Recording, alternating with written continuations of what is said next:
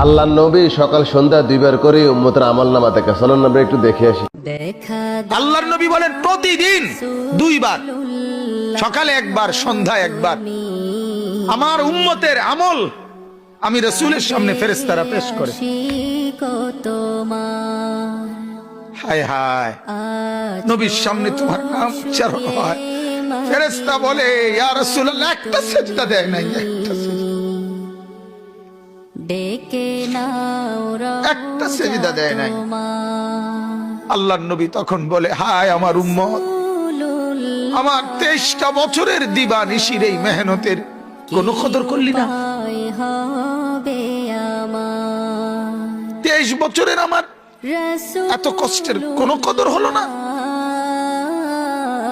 হাসরের ময়দানে নবী, দোস্ত শুনেন, হাসরের ময়দানে আল্লাহর নবী তার পিঠ দেখাবে, পিঠ, নবী তার পিঠ দেখাবে, পিঠ দেখায়া বলবে উম্মত দেখ আমার পিঠ চালনির মতো ছিদ্র ছিদ্র করে ফেলছি।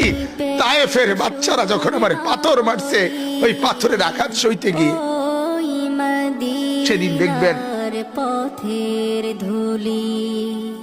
সেদিন বুঝবা যুবক, নওজোয়ান,